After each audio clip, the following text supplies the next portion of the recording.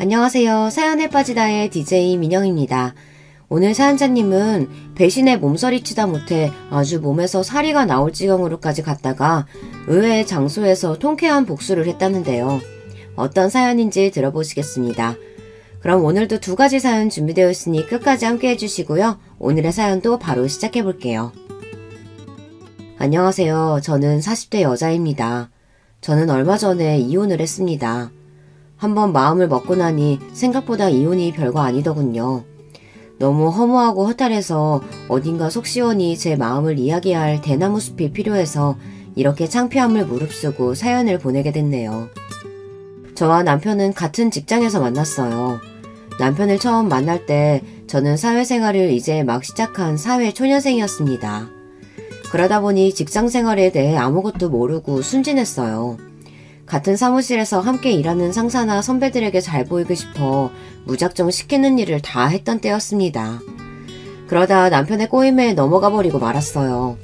입사하고 첫 회식 때 옆자리에 앉았던 남편이 제가 받은 술을 흑기사로 연거푸 마셔줬어요. 제가 술을 워낙 못 마셔서 남편에게 고마워 따로 인사를 했습니다. 감사하다고요. 그랬더니 남편이 흑기사 해주면 원래 소원을 들어주는 거라고 하더군요. 제가 소원이 뭐냐고 묻자 남편은 나중에 쉬는 날 데이트 한번 해달라고 했습니다. 당시에 저는 대학도 졸업한 지 얼마 안 된 풋내기다 보니 선배 입에서 나온 데이트라는 말에 놀라기도 하고 가슴이 뛰기도 했습니다. 연애도 거의 해본 적 없다 보니 누군가에게 관심을 받는 게 익숙하지 않아 저도 모르게 선배인 남편에게 마음이 갔어요. 주말에 데이트나 하자던 남편의 말이 농담인 줄 알았는데 남편은 진심이었습니다. 정말 쉬는 날 따로 저에게 연락이 왔어요. 그렇게 저는 남편과 쉬는 날마다 데이트를 했습니다. 밖에서 만난 남편은 회사에서와는 달리 굉장히 다정하고 친절했어요. 저는 서서히 남편에게 빠졌습니다. 그렇게 석 달이 넘게 만났어요. 저는 당연히 남편과 사귀는 사이라고 생각했습니다. 같은 직장을 다니다 보니 회사에서는 절대 우리가 만나는 걸 사람들이 알면 안 된다고 해서 비밀로 하고 계속 만났어요. 그런데 얼마 뒤 말도 안 되는 일이 벌어졌습니다. 퇴근하고 집에 가려고 회사에서 나왔는데 웬 여자가 제 앞을 가로막고 서더라고요. 그러더니 다짜고짜 제 이름을 말하며 본인이 맞느냐고 묻더군요. 저는 뭣도 모르고 제 이름이 맞는다고 했습니다. 그러자 그 여자가 갑자기 제 머리끄댕이를 잡고 흔들었어요. 저는 영문도 모르는 상태로 처음 보는 여자에게 머리채를 잡힌 채 여기저기 끌려다녔습니다. 여자 힘이 얼마나 좋은지 벗어날 수가 없었어요. 그때 퇴근하고 나오던 다른 동료들이 그 여자를 말려주지 않았다면 저는 아마 그날 제 머리털을 그 여자에게 다 뽑혔을 거예요. 점점 더 저희 주변으로 사람들이 몰려들자 여자는 더 흥분해서 사람들에게 들으라는 듯 고래고래 소리를 질렀어요. 여기 좀 보세요. 이 여우 같은 년이 저랑 약혼까지 한 남자를 뺏어갔어요. 다들 자세히 좀 보세요. 여자의 말에 저는 놀라서 여자를 밀쳐냈습니다. 그리고 저는 무슨 소리를 하는 거냐고 따져 물었어요. 제가 도대체 누구를 뺏었다는 건지 알 수가 없으니까요. 역시 남의 남자한테 꼬리치는 것들은 이렇게 뻔뻔하다니까. 영업부 이영수 대리, 너도 알지? 그 남자가 바로 내 남자친구야. 네가 뺏어놓고 어디서 뻔뻔하게 굴고 있어. 여자는 자기 하고 싶은 말만 떠들더니 또 제 머리를 붙잡으려고 했어요. 저는 순간 이건 아니다 싶어서 여자를 세게 뿌리쳤어요. 이영수 대리님 여자친구라고요? 그럴 리가 없는데. 잠시 뒤 퇴근하고 나오던 저의 남자친구 이영수 대리가 회사 밖으로 나오다 저와 그 여자의 모습을 보고 놀라 회사 뒤로 도망가는 모습을 보고야 말았습니다. 그 순간 제 머리끄덩이를 당기던 여자가 남자를 발견하고 미친 듯 쫓아갔어요. 저는 그 자리에 그대로 혼자 남겨졌습니다. 지나가던 사람들은 저를 보며 다들 수군거렸어요. 그날 이후 저는 졸지에 약혼녀가 있는 회사 선배를 꼬신 내연녀가 되고 말았습니다. 다음날 회사에 갔더니만 아무도 저에게 말을 안 걸고 뒤에서 쑥덕거리기만 하더군요. 거기다가 남자친구는 제 전화도 받지 않았습니다. 저는 첫 직장에서 이런 말도 안 되는 일을 겪게 될 거라고는 상상도 못했어요. 그리고 그날 저녁 더 믿기지 않는 일이 벌어졌습니다. 퇴근하고 집에 돌아오는 길에 남자친구가 집 앞에 찾아왔더라고요. 하루 종일 연락도 안 되길래 정말 꼴도 보고 싶지 않았는데 막상 또 집 앞에 찾아온 모습을 보니 꼭 싫지만은 않더라고요.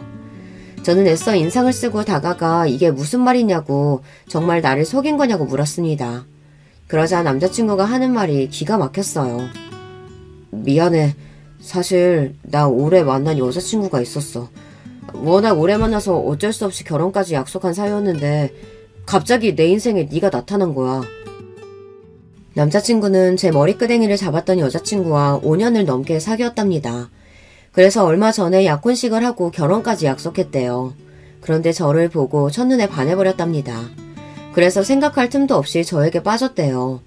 저는 남자의 말이 믿기지 않았습니다. 한 번 속인 사람이 2번, 3번은 못 속이겠다 싶어서요. 저는 화가 난 표정으로 아무 말도 하지 않고 그대로 서 있었어요. 제가 대리님이랑 그 여자 때문에 무슨 망신을 당했는지 아세요? 저 앞으로 회사 어떻게 다녀요? 저는 회사 앞에서 당한 수모가 떠올라 눈물이 왈칵 쏟아질 것 같았습니다. 그때였어요. 남자가 갑자기 바닥에 무릎을 꿇고 앉았어요. 나 그 여자랑 헤어졌어. 이제 나한테 너밖에 없어. 나랑 결혼하자. 내가 너 책임질게. 남자는 그 여자와 헤어졌다면서 본인이 저를 책임지겠대요. 그냥 회사 그만두고 본인과 결혼하자고 했습니다. 남자의 말에 순간 놀란 저는 눈이 휘둥그레졌어요. 저도 참 그때는 제정신이 아니었던 게 남자가 한 말이 말도 안 되는 소리라는 걸 알면서도 마냥 좋았습니다. 그때는 제가 그 정도로 사리 분별도 할 줄 모르고 철이 없었어요. 저는 그렇게 내연녀라는 딱지를 단 채 제 첫 직장의 대리님이자 남자친구와 결혼을 했습니다. 그때까지도 저는 제 결정에 단 1%의 고민도 없었어요.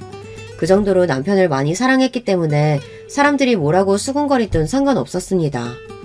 그런데 제 결정이 잘못된 선택이었다는 걸 알게 되는 데는 얼마 걸리지 않았습니다. 결혼식을 올리고 딱 한 달 정도 됐을 때부터 제 결정이 틀렸다는 걸 깨닫게 되었어요. 저는 결혼식을 하기 한 달 전에 회사를 그만뒀어요. 저는 그만둘 생각이 없었는데 남편이 그러기를 바랬습니다. 자기도 알다시피 우리 아버지가 일찍 돌아가셔서 어머니랑 둘이서만 살았잖아. 결혼하고 내가 본가에서 나오면 어머니께서 혼자서 너무 적적하실 것 같아. 그래서 그러는데 우리가 어머니 모시고 살면 안 될까? 사실 어머니랑 나랑 살던 집도 넓어서 셋이 사는 데는 전혀 문제 없거든. 결혼 날짜를 잡고 나서 남편은 저에게 시어머니를 모시고 살면 안 되겠냐고 부탁했습니다. 남편이 강요한 건 아니지만 저는 고민이 많이 됐어요.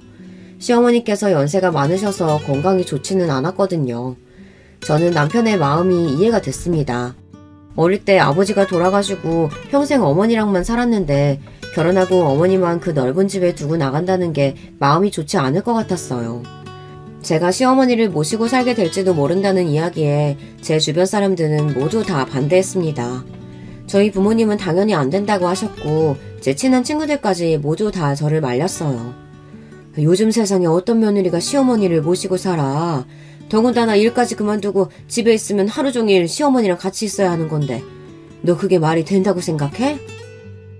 남편이 결혼 전 저에게 부탁한 건 시어머니를 모시는 것뿐이 아니라 일도 그만뒀으면 하더라고요. 본인이 가장으로서 열심히 일할 테니 저는 시어머니를 모시면서 살림하는 데 집중했으면 했어요. 너희 남편 될 사람 도대체 어느 시대 사람이야? 혹시 조선시대에서 온 거 아니냐? 그래! 너 생각 잘해. 아무리 남자가 좋아도 중고등학교 내내 뼈 빠지게 공부하고 힘들게 대학까지 가서 남들 들어가기 힘들다는 대기업까지 들어갔는데 결혼과 동시에 시어머니 수발 들겠다고 그만두는 거 그거 진짜 말도 안 된다. 다들 저를 걱정해서 하는 소리였지만 그때는 왜 그랬는지 정말 귀에 하나도 들리지 않았어요. 오히려 앞으로 평생 저와 함께 살아갈 사람은 남편인데 남편과 제가 서로 존중하고 양보하며 살아가는 게 옳은 방법이라고 생각했죠. 저는 고민 끝에 직장은 계속 다니면서 시어머니를 모시고 살기로 했어요. 직장은 아이가 생기면 그때 다시 고민해보기로 남편과 상의했습니다. 그런데 원래 결혼 생활이라는 게 다 이런 건가요? 결혼식을 올리고 신혼여행을 다녀오자마자 제 인생은 180도 달라졌어요. 제가 느끼기로는 결혼 전에는 부모님 댁에서 살다가 결혼 후에 남편과 시어머니가 사는 집으로 들어가 함께 살게 된 것 말고는 크게 달라진 게 없는 것 같은데 어째서인지 제 생활이 모두 다 달라졌어요. 부모님과 살 때와는 여러 면에서 천지 차이였습니다. 시어머니는 항상 새벽 5시면 일어나셨어요. 알람을 맞추지 않아도 꼭 그 시간에 일어나셔서 혼자 산책을 가셨습니다. 그리고 산책에서 돌아오시면 바로 아침 식사를 하셨어요. 처음에 저는 뭣도 모르고 출근하기 전까지 내내 자고 있었어요. 그런데 어느 날은 남편이 저를 흔들어 깨우더군요. 그러더니 저에게 한 소리 했어요. 자기는 어른 모시고 살면서 어떻게 그렇게 태평해? 우리 엄마 주방에서 아침 차리는 소리 안 들려? 그제야 눈을 비비고 일어나니 주방에서 뚝딱거리는 소리가 들렸습니다. 아무리 나이가 어리고 철이 없어도 그렇지 시어머니 모시고 살면 긴장을 좀 해야 하는 거 아니야? 어떻게 그렇게 아무것도 모르는 척 잘 수가 있어? 남편이 정색하면서 말하는데 저는 너무 무안했어요. 저는 모르는 척한 게 아니라 정말 하나도 안 들렸거든요. 저는 원래 어려서부터 누가 업어가도 모를 정도로 깊게 잠드는 편이고 잠도 워낙 많아요. 더군다나 아침밥도 잘 챙겨 먹지 않습니다. 그러다 보니 전혀 생각을 못했어요. 어머니께서 항상 신경 쓰지 말고 편하게 자라고 하시니까 나는 정말 신경 안 쓰고 잤지. 나도 일찍 출근해야 하는데 새벽에 어떻게 일어나. 우리 어머니는 옛날에 시장에서 장사하시면서도 새벽이면 일어나서 나 아침 다 차려주시고 시장에 가셨어. 남편은 툭하면 저와 시어머니를 비교했습니다. 시어머니는 제가 봐도 참 부지런하세요. 한 번도 가만히 앉아서 쉬시는 거를 본 적이 없습니다. 하지만 그렇다고 제가 무조건 남편이나 시어머니에게 맞추기만 할 수는 없잖아요. 우리 어머니 조금 있으면 80이야. 몸도 안 좋으신데 당신이 좀 도와줬으면 좋겠어. 남편이 저렇게까지 말을 하는데 저도 마냥 모르는 척 할 수는 없었습니다. 남편 말이 틀린 말은 아니니까요. 그날부터 저는 시어머니가 산책에서 돌아오시면 일어나서 함께 아침밥을 차렸어요. 남편은 저와 시어머니가 창을 차려놓으면 그제야 일어나 출근 준비를 했습니다. 처음엔 며느리로서 이 정도는 할 수 있다 생각했어요.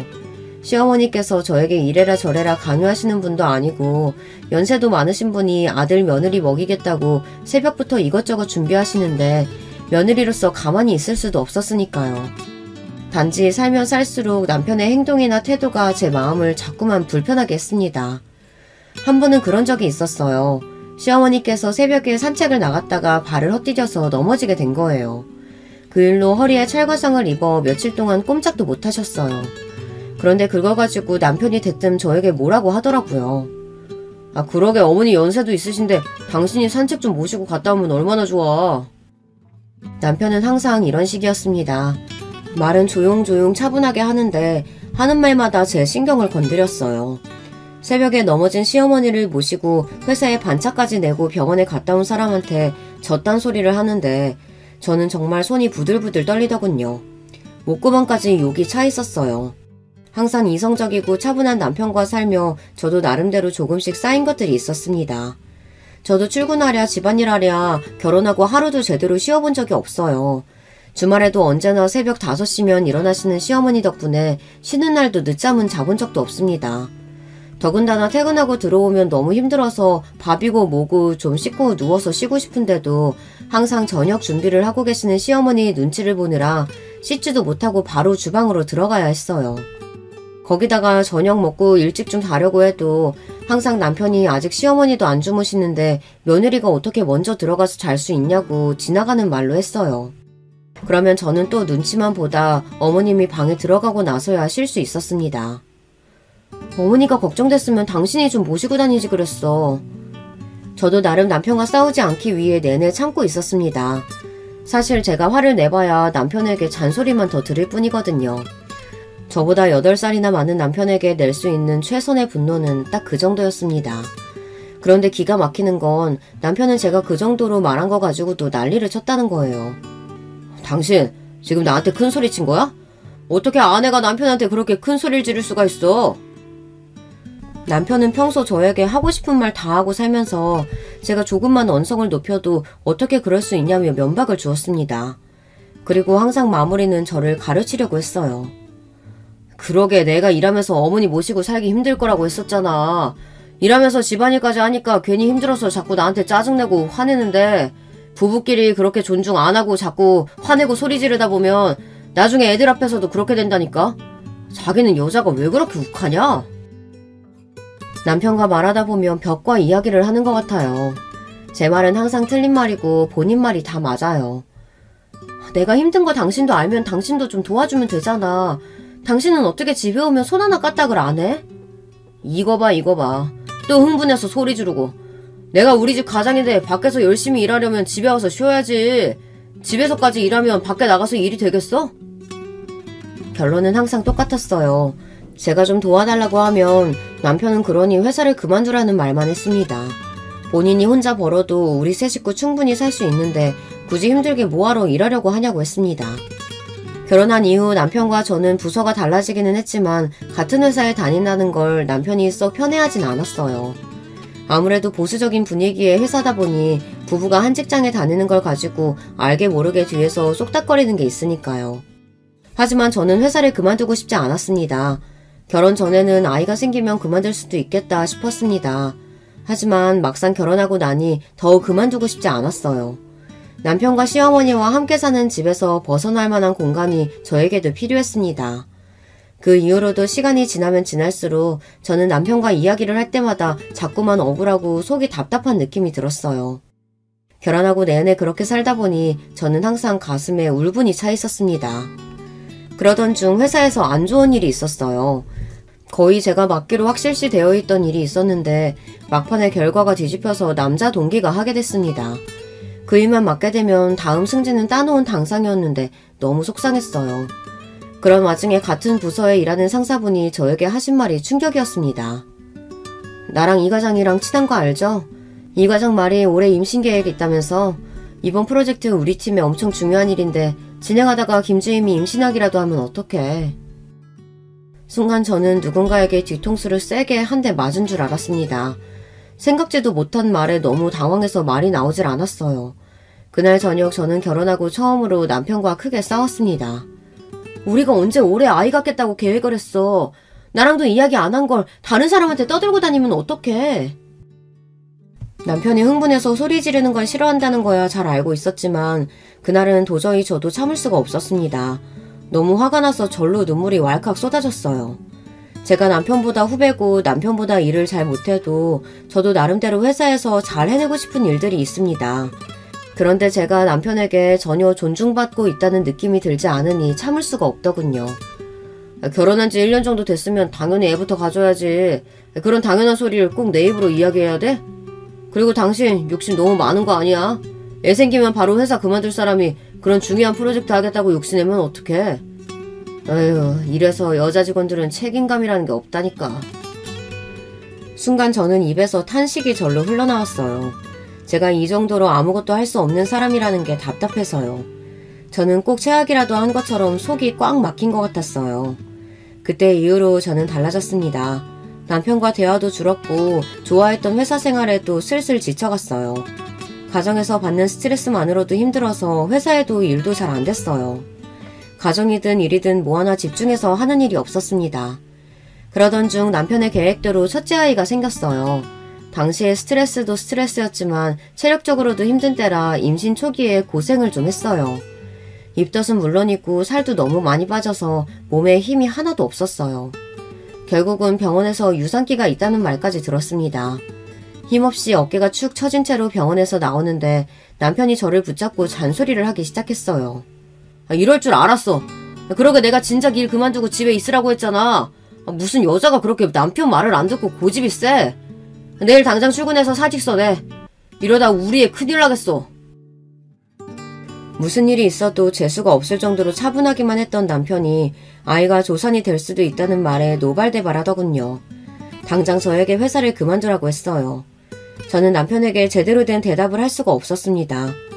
몸도 많이 지치고 힘들어서 그런 것도 있었지만 정말 제가 회사를 그만두고 싶은 건지 다니고 싶은 건지 판단이 서질 않았거든요. 그때였어요. 항상 저나 남편에게 이래라 저래라 이야기하신 적이 없던 시어머니께서 제 손을 꼭 잡으시더군요. 어린 나이에 결혼하고 시댁에 들어와서 시어머니 모시고 사느라 고생 많았지. 건강하고 예쁜 손주 보는 것도 중요하지만 우리 며느리 몸 탈날까봐 난 그게 걱정이다. 회사 그만두기 싫으면 회사에 휴가라도 좀 쓸 수 있는지 물어봐. 애도 애지만 너부터 챙겨야지. 시어머니께서 제 손을 잡고 제 눈을 바라보며 저부터 챙기라고 하시는데 순간 울컥 눈물이 났습니다. 일찍이 결혼한 제가 시어머니와 함께 산다는 게 사실 쉽지만은 않았어요. 솔직히 심정으로 원망스러울 때도 있었어요. 그래도 그동안 시어머니를 챙겼던 저의 마음은 진심이었는데 그 순간 시어머니께서도 제 마음을 이해해 주신 것 같아 마음이 뭉클했습니다. 애 낳으면 내가 다 키워줄 테니까 우리 며느리 하고 싶은 대로 해. 생각지도 못한 시어머니의 말씀에 저는 눈물을 참을 수가 없었습니다. 그대로 시어머니의 품에 안겨 펑펑 울었어요. 그 와중에 남편은 옆에서 눈치 없이 끼어들었습니다. 엄마 연세가 몇 살인데 애를 키워요. 당신 내 말대로 해. 당장 내일 회사에 사표부터 내. 알았지? 저는 오늘아 남편에게 제대로 대답도 하지 않았어요. 그리고 그날 밤 혼자 고민했습니다. 제 나이 보작 20대 후반이었고 내년이면 엄마가 되는데 지금 회사를 그만두면 언제 다시 일할 수 있을지 보장이 없었습니다. 저는 시어머니 말씀처럼 밤새 제가 정말로 원하는 게 무엇인지 고민했어요. 그리고 저는 회사를 그만두지 않고 다니기로 했습니다. 제 결정에 남편은 인상을 구기며 비아냥거렸지만 저는 신경 쓰지 않기로 했어요. 누가 보면 회사에서 대단하게 인정받는 직원인 줄 알겠네. 임신해서 회사 다니는 게 다른 직원들한테 얼마나 민폐인데 나까지 욕먹이려고 그런 짓을 해? 당신 욕 안 먹게 내가 알아서 잘할 테니까 걱정하지 마. 남편은 혀까지 끌끌 차며 철이 없다는 둥 고집이 세다는 둥 궁시렁거렸지만 저는 무시하기로 했어요. 남편의 고지식하고 이기적인 면은 저도 이제 다 적응했으니까요. 앞으로 제 일과 뱃속의 아이만 챙기며 살기를 다짐했답니다. 그렇게 저는 임신한 동안 일도 열심히 하고 태교도 열심히 했어요. 처음엔 그렇게 힘들었었는데 남편에게 무시당한 게 원동력이 됐는지 일도 다시 재미있어지더라고요. 그 덕분에 아이도 건강하게 낳았습니다. 출산 후 육아휴직을 하고 시어머니와 육아도 열심히 했어요. 시어머니는 건강도 좋지 않으신데 저를 많이 도와주셨어요. 남편이 육아에 전혀 관심이 없다 보니 시어머니께서 저를 위해 더 많이 힘써주셨습니다. 남편은 아이가 태어나고 나서 전보다 더 밖으로 돌았어요. 말로는 이제 식구가 하나 더 생겼으니 더 일을 열심히 하는 거라고 했지만 제가 보기엔 매일 회사 직원들이랑 회식하고 술만 마시러 다니는 것 같았죠. 그래도 곁에 시어머니가 계셔서 그런지 남편 때문에 크게 서운하지도 힘들지도 않았어요. 아이를 키우는 동안 시어머니 도움을 너무 많이 받아서 그런지 저는 어느새 시어머니와 절친이 되어 있었습니다. 심지어 시어머니 없이 육아를 한다는 건 상상도 할 수 없을 정도였어요. 만약 시어머니와 함께 살지 않았다면 저는 100% 육아 우울증에 걸렸을 거예요. 그맘때 남편은 거의 집에 없었기에 모든 육아와 집안일을 제가 다 감당해야 했거든요. 점점 더 밖으로만 도는 남편 때문에 힘들기는 했지만 시어머니께서 항상 제 편을 들어주셔서 힘이 났습니다. 그러던 어느 날이었어요. 그날도 남편은 밖에서 뭘 하고 왔는지 술에 잔뜩 취해 집에 들어왔습니다. 저는 남편이 들어오는 소리를 듣고도 상종하고 싶지 않아 눈을 감고 잠든 척 했어요. 그런데 방에 들어온 남편이 누워있는 저를 보자마자 소리를 지르더군요. 이 집 가장이 들어왔는데 마누라가 일어나지도 않고 뭐하는 거야? 빨리 일어나서 내 옷 받아야지. 아무리 술을 먹어도 집에 와서 행패를 부린 적은 없었는데 그날은 뭐가 안 좋은 일이 있었는지 혼자 성질을 내며 시끄럽게 하더군요. 저는 시어머니와 애가 깨기라도 할까봐 자리에서 벌떡 일어났습니다. 이 새벽에 들어와서 뭐하는 거야? 그러다 어머님이랑 애 깨겠어. 깨든지 말든지 가장이 들어왔으면 다들 벌떡벌떡 일어나야지. 남편은 도대체 술을 얼마나 먹었는지 눈도 제대로 뜨지 못했습니다. 그러더니 입고 있던 재킷을 제 얼굴에 던졌어요. 그러면서 한다는 말이 어이가 없었습니다. 에이구, 집구석이라고 들어와서 반기는 사람이 하나 없으니 들어오고 싶지가 않네. 남편은 술 냄새를 풀풀 풍기며 막말을 해대더니만 그대로 침대에 엎어져 잠이 들었습니다. 저는 제 얼굴에 닿았다가 바닥에 떨어진 남편 재킷을 보는데 순간 눈물이 울컥 올라왔어요. 바닥에 떨어진 재킷이 꼭 제 모습 같았거든요. 집에서 아이만 키워서 마음이 약해졌는지 어쩐지 저도 남편에게 버려졌다는 느낌이 들었어요. 제가 어쩌다가 이런 인간과 결혼하게 됐을까 후회가 막심했습니다. 남편이 워낙 일밖에 모르는 사람이라는 걸 시어머니가 아시다 보니 시어머니는 저에게 더 잘해주셨어요. 남편이 그렇게 술에 만취해 들어온 다음 날이면 시어머니께서 애를 봐줄 테니 친구들이라도 만나고 오라고 하셨죠. 그날도 남편이 저에게 소리 지르는 걸 들으셨는지 다음날 아침밥을 차려주시면서 나가서 바람 좀 쐬고 오라고 하시더라고요. 저는 마음이 좋지 않아 못 이기는 척 친구들을 만나고 들어왔습니다. 그런데 언젠가부터 친구들을 만나고 들어와도 마음이 풀리지 않았어요. 사실 남편 이야기라는 게 정말 가까운 사람한테도 하기가 어렵잖아요. 결국은 제 얼굴에 침 뱉기니까요. 제 결혼 스토리를 다 아는 친구들은 제가 무슨 말만 해도 단번에 이혼하라고 했어요. 제가 애도 있고 시어머니께 미안해서 이혼 생각은 해본 적도 없다고 하면 저를 답답하게 생각했습니다.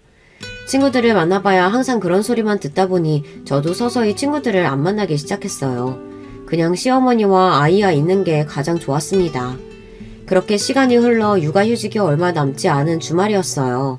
시어머니께서 오랜만에 노인정 친구분들이랑 놀러 가신다고 해서 저도 아이를 데리고 동네 키즈카페에 갔는데요. 거기서 우연히 생각지도 못한 사람을 만났어요. 바로 남편의 전 여자친구였습니다. 회사 앞에서 제 머리끄댕이를 잡았던 바로 그 여자요. 그 여자도 결혼했는지 애를 데리고 왔더라고요. 다시 생각해도 참 세상이 좁아요. 그 많고 많은 키즈카페 중에서 하필이면 거기서 딱 마주칠 수가 있을까요? 저는 애써 애를 데리고 슬쩍 나오려고 했습니다. 그 무식한 여자와 애를 데리고 마주쳐봐야 좋을 게 없으니까요. 애를 데리고 입구에서 신발을 신으려던 그때 그 여자도 애를 데리고 나오려던 참이었는지 현관에서 딱 마주치고 말았어요. 여자도 저를 보더니 놀라서 소리까지 지르더라고요. 그러면서 한다는 말이 이게 얼마만이냐며 반가워했어요. 순간 저도 모르게 미간이 구겨졌습니다. 우리가 만나서 반가운 사이도 아닌데 얼마만이냐고 물으니 어이가 없더라고요. 세상에, 어떻게 여기서 다 만나요? 근데 애가 제법 크네요. 애가 몇 살이에요? 여자는 마치 우리 사이에 아무 일도 없었던 것처럼 태연하게 제 아이에 대해 물었습니다. 저는 대충 아이 개월수만 이야기하고 꾸벅 인사를 했어요. 한시라도 빨리 이곳을 벗어나고 싶어서요. 그런데 그 여자가 제 팔을 잡더니 지난 일을 사과하고 싶다며 차 한 잔 마시자고 하더군요.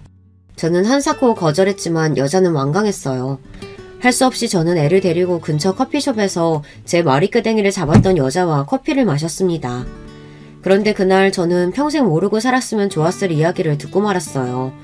여자는 저에게 사과하고 싶다고 커피숍에 데려가 놓고는 쓸데없는 질문을 자꾸만 해댔습니다. 다짜고짜 저에게 이영수와 결혼한 게 맞냐고 묻더니만 지금 누구랑 어디에 사느냐고 묻더군요. 저는 그 순간 바로 이 여자와 커피숍에 들어온 걸 후회했어요. 저는 이영수 대리와 결혼했고 지금은 시어머니와 함께 살고 있다고 대답했어요. 그게 사실이니까요. 그런데 그 순간 여자는 뭐가 재미있는지 사람들이 다 쳐다볼 정도로 소리까지 내며 웃더군요. 저는 기분이 나빠서 여자에게 왜 웃느냐고 물었습니다. 그러자 여자가 하는 말이 기가 막혔어요. 이영수가 그쪽한테 뭐라고 했는진 모르겠지만 사실 그쪽이랑 바람 피우던 거 나한테 들키자마자 손이 발이 되게 싹싹 빌었어요. 그러면서 시어머니 안 모시고 살아도 되니까 제발 본인이랑 결혼해달라고 무릎까지 꿇더라고요. 저는 순간 머리가 띵하고 정신이 아득했습니다. 우리가 약혼하고 얼마 안 돼서 이영수가 자꾸 나한테 시어머니 모시고 살면 안 되냐고 조르더라고요. 나는 너무 싫어서 절대 안 된다고, 그럴 바에 결혼 안 한다고 못을 박았더니만 그 새끼가 바로 그쪽이랑 바람을 피운 거예요. 그쪽이 말 잘 듣고 참여서 결혼하면 시부모님 모시고 잘 살 것 같아서 그랬다나 뭐라나.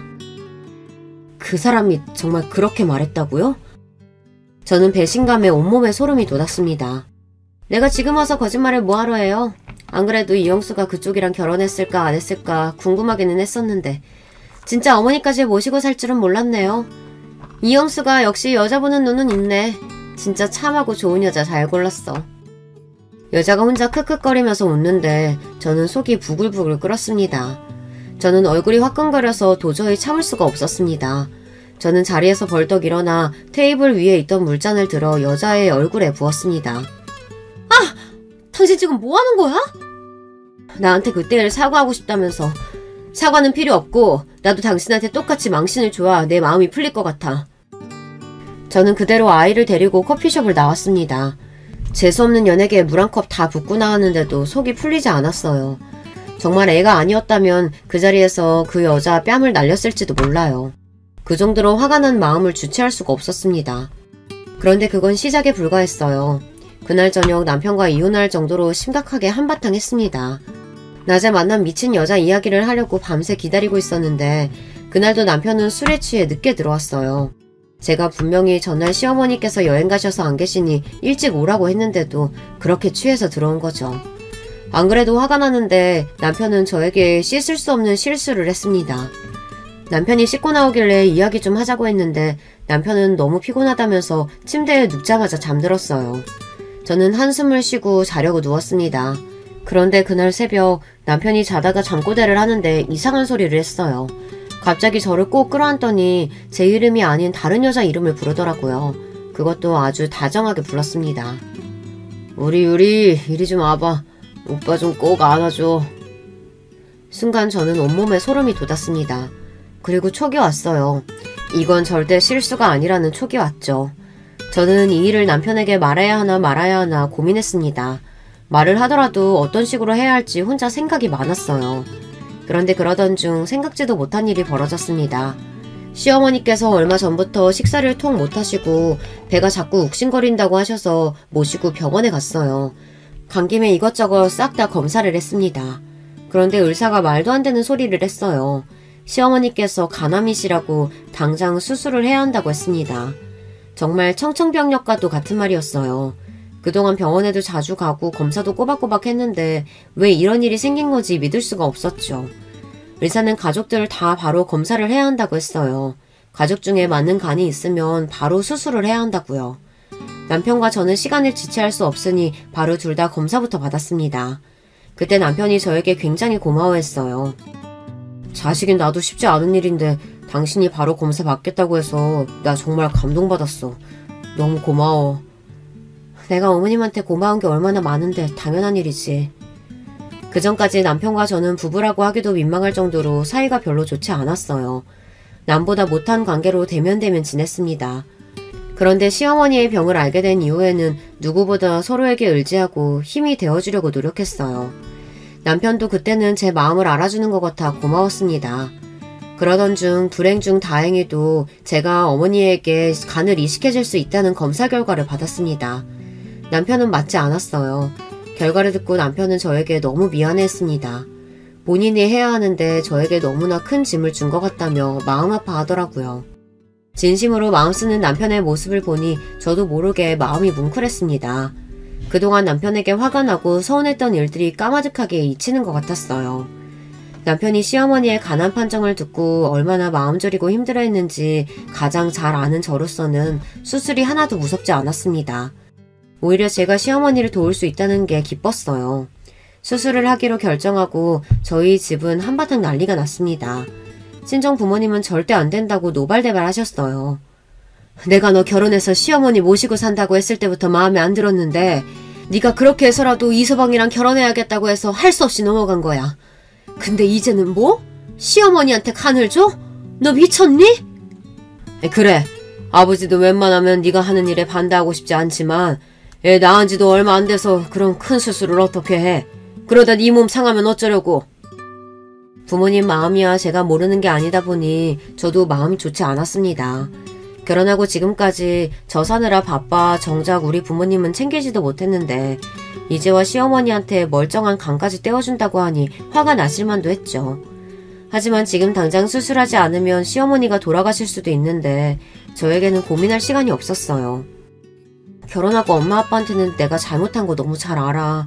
하지만 결혼하고 지금까지 살면서 시어머니가 널 얼마나 아껴주고 챙겨주셨는지 몰라.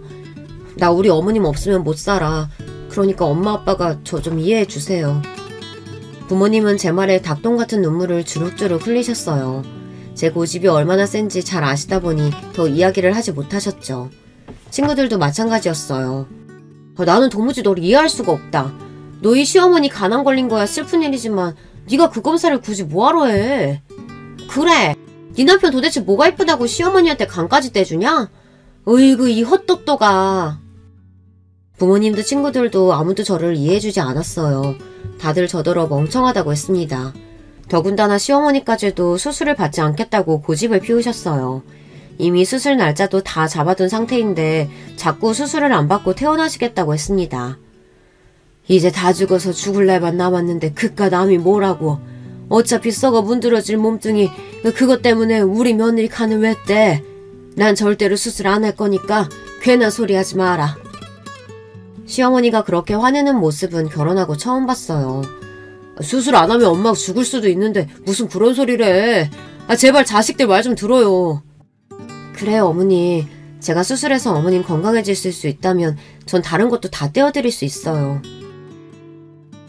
진심이었습니다. 수술만 하면 시어머니가 살 수 있다는데 제가 뭐든 못하겠어요. 저는 하루라도 빨리 수술해서 어머님이 건강해지기만을 바라고 있었습니다. 병원에서 항암받을 때마다 속이 메스꺼려서 먹지도 못하고 매일 토하시기만 하시는데 너무 안쓰러워서 견딜 수가 없었거든요. 내가 젊고 예쁜 우리 며느리 멀쩡한 간을 어떻게 받아. 아휴, 앞으로 나더러 우리 며느리 얼굴 어떻게 보라고. 시어머니는 제 손을 꼭 잡으시고 눈물을 펑펑 쏟았습니다. 저에게도 저희 부모님에게도 너무 죄송해서 어떡하냐고 울부짖으셨어요. 그런 시어머니의 마음을 모를 리 없는 저는 시어머니를 꼭 안아드렸습니다. 그리고 저는 수술 안 받으시면 다시는 시어머니 얼굴 안 볼 거라고 투정을 부렸습니다. 그러자 시어머니는 말없이 저를 꼭 안아주셨어요. 얼마 뒤 시어머니와 저의 수술 날짜를 잡았습니다. 수술을 앞두고 이런저런 검사를 하러 병원에 왔다 갔다 하다 보니 시어머니 담당 의사와 간호사들과도 꽤 친해졌습니다. 의사 선생님은 저를 볼 때마다 툭툭 한마디씩 말을 걸었어요. 아내가 시어머니 위해서 간도 떼주시는데 왜 남편분은 항상 같이 안 오세요? 아휴, 같이 오기는요. 아이 낳을 때도 한 번도 병원에 같이 가준 적이 없는 사람인데 수술한다고 다르겠어요. 저야 워낙 익숙해서 별로 신경 쓰지 않았는데 주변에서는 보기에 이상했나봐요. 수술까지 앞두고 있는데 남편이 병원에 코빼기도 안 보이는 게 말이죠. 저는 이미 남편에게 기대하는 바가 없다 보니 실망스럽지도 않았습니다. 오히려 제가 이식 수술을 결정하고 나서 자꾸만 본인 딴에는 친정에 잘 보이겠다고 과일도 보내고 고기도 보내는데 그게 더 이상하더라고요. 사람이 안 하던 짓을 하면 죽는다는데 이 인간이 죽을 병에 걸렸나 싶어서요. 거기다가 툭하면 저에게 먹고 싶은 거 있냐, 갖고 싶은 게 있냐 물어봤어요. 저는 그럴 때마다 헛웃음이 튀어나왔습니다. 사람 하는 짓이 너무 뻔하게 보이니까요. 아이고, 진작에 나한테 잘하지 그랬어. 자기 엄마 살려준다니까 이제야 알랑방귀 뀌는 것 좀 봐. 난 다른 거 필요 없고 수술 끝나고 나서도 나나 어머님한테 잘해. 우리 아들한테도 잘하고. 그럼 세상에 당신 같은 마누라가 어딨어. 내가 진짜 할 수만 있다면 효부비라도 타나 떡하니 만들어주고 싶다니까. 남편은 저에게 고맙다며 뭐든지 다 해주고 싶다고 했어요. 그 순간 저도 마음이 움직였습니다. 그전에는 이 남자와 정말 평생 같이 살 수 있을까 매일 고민하곤 했는데 그런 큰일을 함께 겪고 나니 그냥 이렇게 사는 것도 나쁘지 않겠다 싶더라고요. 그런데 저는 세상을 몰라도 너무 몰랐습니다. 제가 너무 긍정적으로만 생각했나봐요. 언제 또 뒤통수를 맞을지 모르는데 말이죠. 얼마 뒤 수술을 앞두고 저와 시어머니는 입원을 했습니다. 남편은 저에게 뭐든 해주겠다고 하더니만 시어머니와 저만 쓸 수 있는 VIP 병실을 예약을 했더라고요. 사람이 참 중간이 없는 사람입니다. 수술하기 위해 검사할 게 많아 수술 전날 입원을 했는데 의사 선생님이 저더러 정말 괜찮냐고 여러 번 물으시더라고요. 하도 여러 번 물으시니 제가 후회할까봐 이러시나 싶은 정도였죠. 의사생활 20년 하면서 며느리가 시어머니한테 간이식 해주는 경우는 저도 처음 봐서 그래요. 정말 힘든 결정 하셨습니다. 저랑 우리 어머니 사이는 일반적인 고부관계랑은 달라요. 사실 전 우리 남편보다 시어머니가 더 좋거든요. 시어머니 아니었으면 진작 남편이랑 살지도 않았을 거예요. 저도 수술을 앞두고 긴장하긴 했는지 의사선생님 앞에서 별말을 다 했습니다. 제 말에 의사선생님은 웃으시더니 최선을 다해 예쁘게 수술 잘해줄 테니 걱정하지 말라고 하셨어요. 그리고 다음날 드디어 수술날이 밝았습니다. 저와 시어머니는 한 병실에 누워있었어요. 그런데 수술 시간이 가까워져 오는데도 남편은 코빼기도 보이질 않았습니다. 저는 아무렇지 않았는데 시어머니는 아무래도 신경이 쓰이셨는지 남편에게 전화를 거시더라고요. 그러고는 남편에게 버럭 소리부터 지르셨습니다. 너 지금 어디야? 하나밖에 없는 어미랑 아내가 수술하는데 어떻게 병원에 코빼기도 안 보여? 바로 그때였습니다. 남편이 품 안에 한아름 꽃을 들고 병원 안으로 들어왔어요. 그러더니 저에게 그 큰 꽃다발을 주더군요. 아이고 우리 어머니 암튼 성격 급하시다니까. 이것 때문에 그랬지. 병원에 꽃 반입이 안 된다고 밑에서 잡혀가지고 몰래 들어오느라 늦었어. 이거 당신이 연애할 때 좋아했던 후레지아 꽃이잖아. 봐봐, 이쁘지? 남편이 한아름 들고 있는 꽃다발을 보는데 저는 저도 모르게 순간 눈물이 날 것 같았어요. 이게 얼마 만에 받아보는 꽃인지 생각도 안 나더라고요. 자, 이 꽃 보고 힘내서 수술 잘 받고 와. 내가 여기서 기다리고 있을게.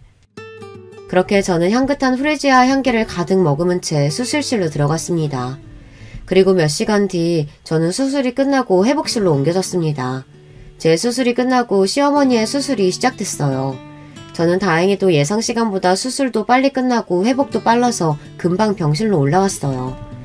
그런데 병실에 올라온 저는 말도 안 되는 광경을 목격하고 말았습니다. 제가 누울 병실 침대에 남편과 웬 여자가 누워있더라고요. 더군다나 병실 안에 쪽쪽 소리가 울릴 정도로 둘이 입술을 맞추고 있었어요. 저와 함께 올라온 간호사가 놀라서 지금 병실에서 뭐 하시는 거냐고 소리를 지를 때까지 남편은 제가 들어온지도 몰랐습니다. 그제야 저를 발견한 남편은 놀라서 화들짝 침대에서 일어났어요. 여보, 생각보다 일찍 끝났네? 아무렇지 않은 얼굴로 저를 여보라고 부르는데 순간 온몸에 털이란 털이 다 곤두서는 것만 같았습니다. 그리고 남편의 옆에 있던 여자를 세게 쏘아보았어요. 여자는 꼭 술집 마담처럼 진한 화장을 하고 유별난 옷을 입고 있었습니다. 당신 지금 여기서 뭐 하는 거야? 술집 마담 같은 저 여자는 누구고? 아직 마취가 덜 풀렸는지 말도 잘 나오지 않는 목소리로 저는 간신히 소리를 질렀습니다. 그 순간 남편 옆에 있던 여자는 제가 술집 마담이라고 한 게 기분이 상했는지 지금 누구더러 술집 마담이라고 하느냐고 오히려 저에게 따져 물었어요. 그때였어요. 조금 전 저를 보고 놀란 토끼 눈으로 했던 남편은 어디 갔는지 순식간에 표정이 변했습니다. 그러더니 한다는 소리가 가관이더군요. 누구긴 누구야. 내가 사랑하는 여자지. 아이, 수술 끝낼 때까지 참아보려고 했는데 우리 자기가 너무 예뻐서 참을 수가 없는 거 있지? 남편은 드디어 돌았나 봅니다. 마누라인 저를 두고 옆에 있는 술집 여자같이 생긴 저 여자를 사랑한다네요. 그것도 제가 시어머니를 위해 수술을 하고 나온 지금 이 순간에 말이죠. 당신 수술하고 회복되면 차차 이야기하려고 했는데 안 되겠다. 이왕 이렇게 됐으니까 그냥 이야기할게. 나 당신이랑 이혼하고 이 여자랑 결혼할 거야. 저는 순간 하늘이 핑하고 도는 것만 같았습니다. 정말 눈앞이 아득해졌어요. 너무 놀라서 입도 뻥끗할 수가 없었습니다. 그때였습니다. 저를 데리고 병실에 돌아왔던 간호사가 어느새 나가서 제 담당 의사를 모시고 들어왔더라고요. 그리고 이 말도 안 되는 상황을 모두 다 지켜본 의사가 피식 비웃으며 남편에게 다가갔습니다. 이거 어쩌죠? 어머니께서 마취가 안 돼서 아직 수술을 못했어요. 아마 내일 다시 수술해야 할 것 같은데 환자분 어떡할까요? 그냥 수술하지 말까요? 세상에 어떻게 이런 일이 있을까요? 시어머니께서 자꾸만 마취해서 깨어나는 바람에 수술은 아직 시작도 못하고 있었대요. 그리고 누구보다 제 상황을 안타까워하던 의사선생님께서 저를 도와주기로 작정을 했으니 이미 이건 제가 이긴 판이었어요. 아니요 선생님, 저 수술 안 해요. 제 간 어머니 안 드릴 거예요. 저는 미친 남편이 믿고 원망스러워서 마음에도 없는 모진 소리를 차갑게 뱉었습니다. 그리고 그런 제 마음을 이미 알아챈 의사선생님은 알겠다고 시어머니의 수술을 중단하겠다고 했습니다. 그러자 남편 이 인간의 얼굴이 순식간에 창백해졌어요. 아니 이게 무슨 소리예요? 안 돼 여보. 내가 잘못했어. 당신 말이 맞아. 저 여자 그냥 술집에서 만난 여자야. 내가 미쳤다고 저런 여자 때문에 당신이랑 헤어지겠어? 제발 날 용서해줘. 내가 어떻게 할까? 무릎이라도 꿇을까? 정말이지 저는 어이가 없어서 절로 웃음이 튀어나왔습니다. 세상에 저렇게 찌질한 인간이랑 제가 지금까지 뭘 보고 산 건지 후회가 되더라고요. 남편은 조금 전까지 껴안고 있던 여자를 밀어내며 저리 꺼지라고 소리를 질렀습니다. 그러더니만 제 앞에 무릎을 꿇고 앉아 용서해달라고 손이 발이 되게 빌었어요. 선생님, 저 너무 어지러워서 좀 쉬고 싶은데 외부인들 좀 쫓아내 주실래요? 말도 안 되는 상황에 간호사들은 킥킥거리고 배꼽까지 잡고 웃었습니다. 의사선생님의 말 한마디에 남편과 그 상간녀는 병실에서 쫓겨났어요. 남편은 쫓겨나면서도 어머니의 수술은 꼭 해야 한다고 울부짖었습니다. 남편이 병실을 나가자마자 저는 눈물이 터졌어요. 제 인생이 너무 불쌍해서요. 그때 의사 선생님이 제게 다가왔습니다. 이런 일이 생긴 건 환자분 잘못이 아니에요. 남편이 쓰레기였던 거죠. 의사 선생님의 단단한 위로에 저는 어쩐지 웃음이 터졌습니다. 맞아요. 의사 선생님 말씀이 맞았습니다. 이건 제 잘못이 아니에요. 저 인간이 쓰레기라서 그런 거죠. 그날 이후 어떻게 됐냐고요? 시어머니는 예정대로 수술을 잘 마치셨고 현재 회복 중에 계십니다. 그런데 남편은 아직 몰라요. 정말 아직 수술을 못 받은 줄 알고 있습니다. 그 일에 대해 알게 되신 시어머니께서 남편에게 일절 연락을 안 하고 병실에 와도 만나주지 않고 계시거든요. 게다가 시어머니는 남편을 집에서도 쫓아냈어요. 사람을 시켜 남편 짐을 다 정리하고 집 비밀번호도 바꿔버리셨답니다. 내가 아들 새끼를 저 따위로 키워서 너를 너무 힘들게 했다. 내가 위자료 두둑하게 챙겨줄 테니까 이혼하고 행복하게 살아. 괜찮다고 하는데도 시어머니는 본인이 가진 땅을 모두 제게 위자료를 주셨어요. 앞으로 당신이 죽어도 모든 재산은 저와 아들에게 주겠다고 유언장까지 써서 공증까지 받아놓으셨습니다. 그리고 다시는 아들놈과 상종하지 않으시겠대요. 시어머니와 남편 사인까지 갈려놓으려고 한 건 아닌데 일이 그렇게 되어버렸어요. 저는 남편과 이혼하고 상간녀에게 소장을 보낸 상태입니다. 당시 병원에 있던 의사와 간호사들이 모두 다 증언을 해줘서 수월하게 소송해서 제가 이길 수 있을 것 같아요.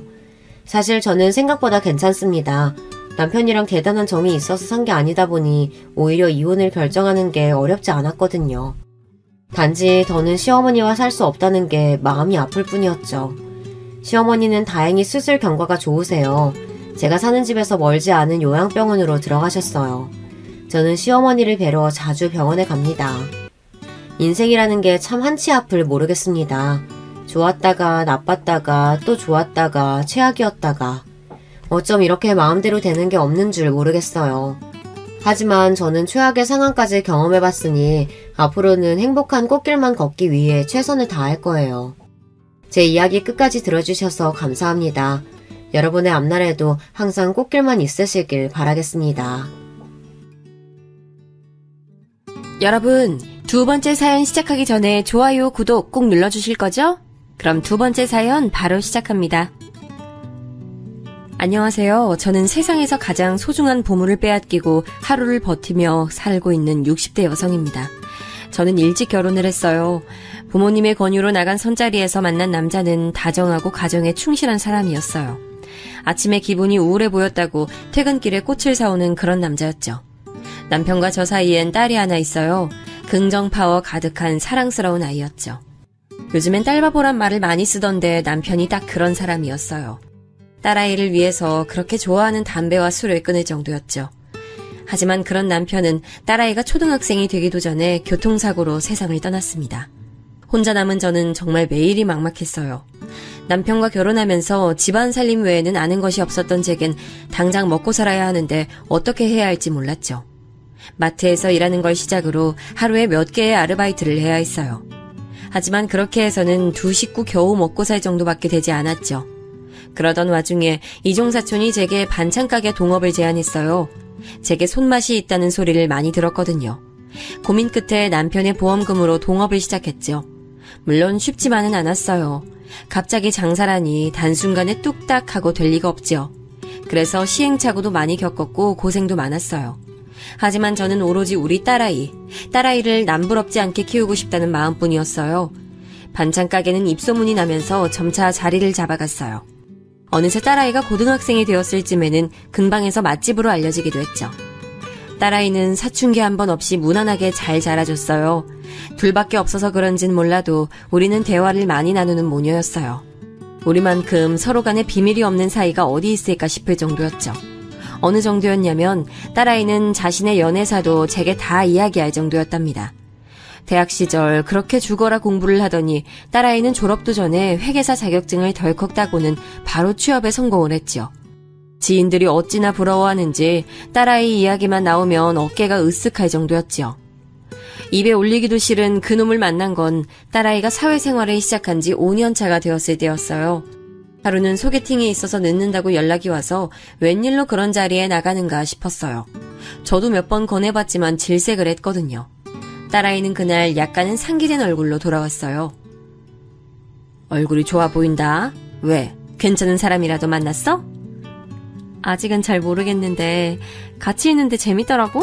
또 보기로 했어. 오랜만에 그런 딸아이의 얼굴을 봐서 저도 덩달아 기분이 좋더라고요. 어떤 남잔지 궁금했지만 꾹 눌러 참았죠. 소개팅이 있고 6개월 정도 지났나 딸아이가 그때 만났던 남자와 진지하게 교제를 하는 중이라고 하면서 이야기를 꺼내더군요. 자기보다 2살 어린 연하남인데 엄청 재밌는 사람이라고 했어요. 저는 살짝 의아했어요. 딸아이 이상형이라고 하면 늘 듬직하고 의지가 되는 사람이었거든요. 그래서 연하나 동갑은 절대로 안 만날 거라고 그렇게 대학 시절부터 얘기를 했는데 연하를 만난다니 의외다 싶었죠. 딸아이도 연하는 타입이 아니라고 생각했는데 몇 번 만나보니까 자기가 예상했던 것과는 너무 다른 부분이 많아서 자연스럽게 끌렸다고 하더라고요. 그러면서 제게 한번 보여주고 싶다고 했죠. 저는 내심 놀랐어요. 6개월 정도밖에 되지 않았는데 벌써 소개시켜주겠다는 말이 나올 정도라니 정말 마음에 들었나 보다 싶기도 했어요. 그 뒤로도 딸아이는 남자친구와 있었던 일들을 종종 이야기했어요. 오늘은 같이 어딜 갔는데 재미있었다 라던가 이런 이야기를 들었는데 너무 웃겼다 등의 이야기를 저한테 전해줬죠. 딸아이는 자신을 엄청 웃게 해주는 사람이라고 하면서 제게 자랑을 하는데 그 모습이 참 보기 좋더군요. 그럼에도 불구하고 저는 마음 한구석이 계속 찝찝했어요.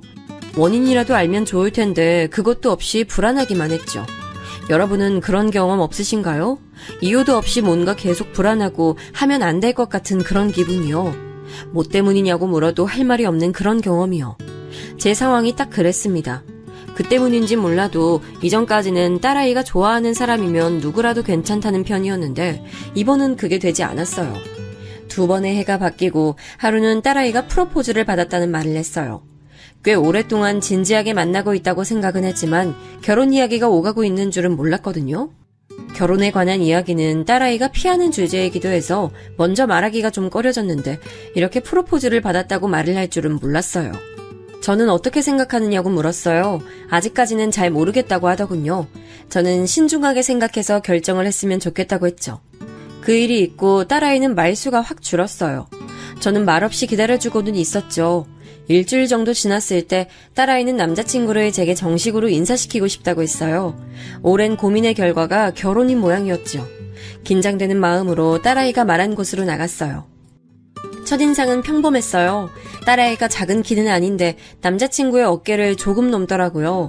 키도 크고 덩치도 큰 편이었어요. 안녕하세요. 차민규라고 합니다. 저는 반갑다는 인사와 함께 손을 내밀었죠. 제가 그런 인사를 할 것이라고는 생각하지 못했는지 크게 당황하더니 허둥거리며 제 손을 맞잡았습니다. 손은 꽤 컸는데 남자 손이라고 보기는 어려울 정도로 뽀얗고 예쁘더군요. 손에 물집 한번 안 잡혀본 사람처럼 말이죠. 저는 무슨 일을 하냐고 물었어요. 원래는 회사를 다니고 있었는데 지난달부터 공방에 나가고 있습니다. 가족회사나 마찬가지인데 부모님께서 가구 공방을 운영하고 계셨거든요. 지금은 뉴질랜드에 계시는데 사촌형이 물려받아 운영하다가 지금은 저도 참여하게 됐습니다. 사촌형이 공방하고 있고 민규가 가구점 맡아서 하고 있어. 딸아이가 냉큼 끼어들어 한마디 덧붙였습니다. 제가 가게를 운영하다 보니 얼마나 힘이 들고 손이 많이 가는지 잘 알고 있죠. 그래서 고생이 많겠다고 했더니 이제 막 시작한 일이라 아직은 적응 중이라고 말하면서 웃었어요. 식사는 무난하게 흘러갔습니다. 저도 모르게 맞은편의 아이들을 관찰하게 됐어요. 두 아이는 서로 반찬을 몇 가지 덜어서 앞에 놓아주기도 하고 이것저것 권하기도 하더군요. 알콩달콩 소꿉놀이를 보는 기분이 들기도 했어요. 집에 돌아와서 신발 벗기 무섭게 딸아이는 오늘 어땠는지 물었어요. 딱히 할 말이 없었어요. 제가 이리저리 말을 돌리면서 망설이자 딸아이는 마음에 들지 않는 점이라도 있었는지 물어봤죠. 엄마 마음에 들고 안 들곤 문제가 되지 않어. 네가 정말 결혼을 하고 싶은지가 중요하지. 이 사람이란 생각이 들어? 민규가 아니면 안 되겠다는 생각은 들어야 결혼을 하지. 그래, 너는? 딸아이는 가만히 제 얼굴을 보더니 고개를 끄덕이면서 그렇다고 자신 있게 대답했습니다. 저는 딸아이의 의견을 존중하겠다고 말했어요. 마음 한구석에선 말리고 싶다는 생각이 들었지만 이렇게 자신 있어 하는 딸아이 얼굴을 보고 있으니 괜한 기우일 수도 있겠다는 생각이 들었죠. 결혼 이후 두 사람은 저희 집에서 신혼살림을 시작했죠. 사돈은 모두 뉴질랜드에 있었고 차서방은 막 사업에 손을 댄 상태라서 분가해서 살림을 시작하기엔 부담스러운 부분이 많았거든요. 그래서 딸아이가 신혼살림 이야기를 꺼내면서 저와 함께 살고 싶다고 말했을 때 그렇게 하라고 답했어요. 저는 처가에 들어와서 사는 게 쉬운 일은 아닐 텐데 괜찮겠냐고 차서방에게 물었죠. 처가에 들어와서 산다고 생각할 필요 있나요? 저희가 어머니 모시고 산다고 생각하면 되죠. 그리고 지금은 제가 아직 사업 초반이라 힘든 점도 많지만 금방 자리 잡을 자신 있습니다. 의지를 불태우는 차서방을 보며 의욕만큼 일이 잘 풀려야 할 텐데 걱정이 되긴 했어요. 사람 일이 생각한 대로 흘러가는 건 아니잖아요. 그래도 저런 의욕이라도 보이고 있으니 당장에 주저앉을 일은 없겠다는 생각에 지켜보기만 했죠. 결혼 초기 신혼부부라면 깨가 쏟아질 시기에 두 아이는 매일 밤 식탁에 머리를 맞대고 앉아서는 공방과 가구점 이야기로 시간을 보내고 있었어요. 파이팅을 외치면서 할 수 있다고 자기들끼리 응원하는 모습을 보고 있으니 귀엽기도 했고요. 그런데 그렇게 열정적으로 시작하던 두 사람의 얼굴은 날이 갈수록 어두워져만 갔어요. 처음에 그 패기 넘치던 모습은 어디로 가고 뜻대로 일이 풀리지 않는지 굳은 얼굴로 심각하게 이야기하는 경우가 더 많았죠. 차서방은 점차 집에 들어오는 시간도 점점 늦어지기 시작했어요. 딸아이 말로는 영업을 갔다고 하는데 술에 취해서 비틀거리며 들어오는 게 한두 번이 아니었죠. 딸은 퇴근하고 나서도 가구점과 공방 일에 매달리고 있었어요. 곁에서 지켜보기만 하려고 했는데 피곤해하는 모습을 보니 마음이 불편하더군요. 차서방은 아직이야? 일이 잘 안 풀려? 요즘 들어서 많이 늦는 것 같네. 너도 그렇고 내일 그렇게 해서 출근하겠니? 곧 들어오겠죠. 이전에 가구점 했던 사람이 너무 엉망으로 운영을 했어가지고 그거 수습하는데도 시간이 엄청 드네. 거기다 그이도 어떻게든 일을 따내려고 백방으로 뛰고 있고 아파트에 기본 입주 가구로 들어가면 좀 나으니까 오늘도 그쪽 사람들 만나러 간다고 하더라고. 이전에 운영하던 사람이 무슨 짓을 저질렀어? 사촌이 했다며? 그이 사촌은 가구 장인이라 그냥 만드는 것만 할 줄 알지 영업은 아랫사람 시켰나 보더라고. 근데 그 사람이 서류에 구멍만 들어두고는 자금을 들고 도망쳤다고 하더라고. 신고는 했는데 잡힐 기미가 보이지 않아서 이리저리 손해가 크네. 길게 한숨을 내쉬는 딸아이를 보니 제가 다 안타까웠어요. 열심히 하곤 있지만 뜬구름 잡는 것 같은 그런 기분이 들겠구나 싶은 생각도 들었죠. 사실 그런 기분은 저도 너무나 잘 알고 있었거든요. 이렇게 열심히 하고 있는데 왜 나아지는 게 없을까? 지금 내가 제대로 가고 있는 건 맞을까? 이렇게 가다가는 문을 닫아야 하는 건 아닐까? 저도 반찬 가게 초반에 수도 없이 했던 생각이었어요. 다음날 이른 아침에 차서방이 머리는 산발에 엉망이 된 얼굴로 들어왔어요. 저는 무슨 일이냐고 물어보려는 딸아이를 조용히 시킨 다음 평소와 다름없이 아침을 준비했죠. 따뜻한 달걀국과 함께 반찬 몇 가지를 올려서 그 앞에 내려놓았죠. 차서방은 달걀국을 입에 넣더니 한참을 가만히 있었습니다. 그러더니 갑자기 울기 시작했어요. 어머니, 전 정말 자신 있어요. 우리 형이 만든 그 가구 누구 앞에 내놔도 부끄럽지 않거든요. 어머니도 보셨죠? 그 물이 얼마나 예뻐요. 그거 우리 형 아니면 아무도 못 만드는 거예요. 그래서 저 가구점 일에 뛰어들 때도 자신이 있었고요. 그런데 이게 뭐예요? 자금 홀라당 들고 날라버린 인간 때문에 결국엔 제대로 일도 못 해보고 이리저리 빚에 쫓기긴 하고. 사업이 어디 쉬운 일인가. 모든 일이 술술 풀리면 다 사업한다고 나서지. 휘청거리기도 하고 그러는 거야. 그래도 이건 너무하잖아요. 뭔가 일을 시작하기도 전에 이렇게 속수무책으로 아무리 노력해도 길이 없어요. 진짜 어머니 어떻게 해야 할지 모르겠어요. 차서방은 일을 따내긴 했지만 선불로 받은 금액이 재료를 구하는 데에도 턱없이 부족한 상황이라고 하더군요. 거기다 대출을 받을 길도 다 막혀서 자금 압박이 심각한 모양이었어요. 한바탕 울고 난 차서방은 죄송하다는 말과 함께 비틀거리며 방으로 들어갔죠. 그때까지 가만히 보고만 있다가 따라 들어가는 딸아이의 얼굴에도 눈물이 보이더라고요. 주방을 깨끗하게 치운 저는 반찬 가게로 출근하면서 많은 생각이 들었어요. 어떻게든 해보겠다고 발버둥 치는 딸아이 내외의 모습을 보고 있자니 어떻게라도 도움을 주고 싶었거든요. 은행에서는 지금 집과 반찬 가게를 담보로 하면 최대 3억까지는 대출이 가능하다고 하더군요. 저는 그 자리에서 대출을 신청하고 필요하다는 서류까지도 준비해서 넣었어요. 의외로 빠르게 대출 승인이 났고 저는 수표를 받아 집으로 왔어요. 저는 딸아이 내외를 불러 3억짜리 수표를 내밀었어요. 당연히 아이들은 깜짝 놀라면서 이게 다 무슨 일이냐고 물었죠. 저는 집과 가게를 담보로 잡아 대출을 받았다고 말했어요. 엄마, 이런 큰일을 어떻게 상의도 안 하실 수 있었어? 내 집이고 내 가게야. 내가 왜 너희랑 상의를 하니? 그리고 그냥 주는 거 아니다. 가구점 안정되면 이자도 꼬박꼬박 받고 생활비도 받을 테니까 각오하고. 그래도 어머니, 이건 너무 큰 돈이에요. 이 돈을 어떻게 제가... 그렇게 생각할 시간이 있으면 이 돈으로 무슨 일을 할 건지 그것부터 생각해야지. 차서방, 자네 나한테 잘 해낼 자신이 있다고 하지 않았나? 장인인 형이 만든 가구 자신이 있다며. 그럼 어디 제대로 해봐. 나중에 후회하지 말고. 차서방은 가만히 3억짜리 수표를 보더니 덥석 주워 품에 넣고는 벌떡 일어나 제게 큰절을 했어요. 무조건 성공해서 오늘 어머니가 도와주신 것을 절대 후회하지 않겠다고 말이죠. 신나게 달려나가는 차서방의 뒷모습을 보던 딸아이는 제게 죄송하다고 몇 번이나 말했어요. 그 큰 돈을 내놓는 것이 쉬운 결정은 아니었지만 정말 딸아이가 행복하게 잘 살 수만 있다면 그 돈은 하나도 아깝지 않겠다고 생각했거든요. 3억이라는 돈이 정말 큰 도움이 된 건지까지는 자세히 모르지만 차서방과 딸아이의 얼굴이 활짝 피긴 하더라고요.